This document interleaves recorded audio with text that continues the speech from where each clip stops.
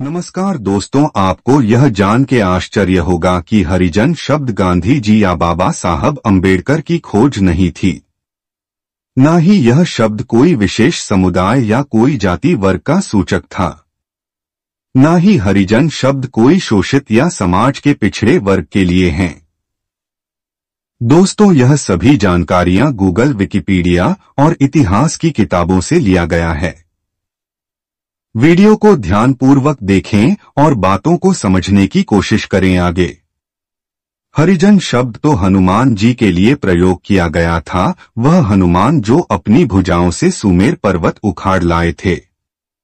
11 फरवरी 1933 को यरवदा जेल में बंद गांधी जी ने हरिजन नाम से एक साप्ताहिक पत्रिका निकाली, जिसमें वह सामाजिक एवं आर्थिक मुद्दों पर अपने विचार व्यक्त करते थे और बाद में धीरे धीरे हरिजन शब्द का प्रयोग हिंदू समाज के उन समुदायों के लिए किया जाने लगा जो सामाजिक रूप से बहिष्कृत माने जाते थे।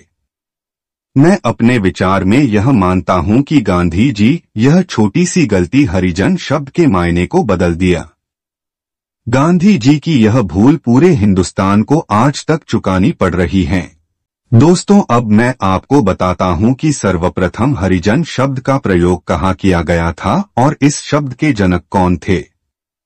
गोस्वामी तुलसीदास जी ने पंचम सोपान सुंदरकांड रामचरितमानस की चौपाई में हरिजन शब्द का सर्वप्रथम प्रयोग किया था और वहां यह शब्द हनुमान जी के लिए किया गया था। जब हनुमान जी मां सीता जी की खोज में लंका पहुंचे और जब वे मां को अशोक वाटिका में मिले, तब मां उनसे मिलकर अत्यंत प्रसन्न हुई और खुशी से उन्हें हरिजन कहा। यहाँ हरि अर्थात श्री राम और जन अर्थात हनुमान। अब पढ़े वह सुंदरकांड रामचरितमानस की चौपाई।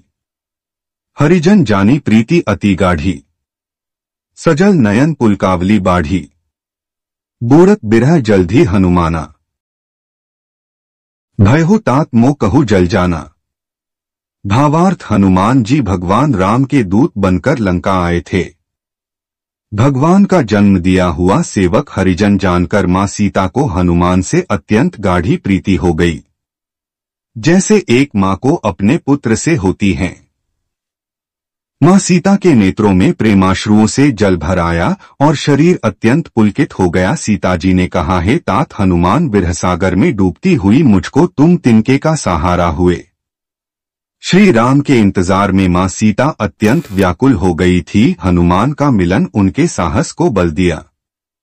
उन्हें लगा कि भगवान का जन सेवक हरिजन अब प्रभु तक मेरी सुध पहुंचा देगा और प्रभु राम जल्द इस बंधन से मुक्ति दिलाएंगे।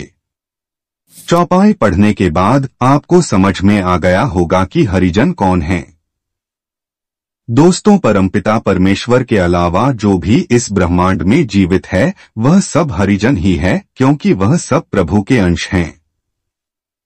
हरिजन तो हनुमान हैं जो प्रभु राम के सेवक हैं। हनुमान इतने शक्तिशाली कि एक बार तो सूर्य को ही निगल गए थे, फिर बाद में भगवान ब्रह्मा और विष्णु जी के आदेश पर छोड़ा। इतना शक्तिशाली पुरुष के लिए प्रयोग किया गया यह शब्द आज कितना मलिन हो गया है। दोस्तों, इन सभी बातों को मानना या ना मानना हमारी अपनी मर्जी है। जिस तरह हमारे माँ बाप हमको बताते हैं कि बेटे यह तुम्हारे दादा परदादा है और हमने उनको कभी देखा नहीं, फिर भी मान लेते हैं और हम उसी बात को मानते हैं जिसमें हमारा फायदा होता है। दोस्तों, वीडियो बस यहीं तक थी। कमेंट में जरूर बताना आपको जानकारी कैसी लगी, अच्छी लगी या बुरी, हमें कमेंट में जरूर बताना। मैं उसका जवाब देने की पूरी कोशिश करूंगा अगली वीडियो में। तब तक के लिए आपका दिल से धन्यवाद। जय हिंद, वंदे मातरम, भारत माता की जय। जय भीम।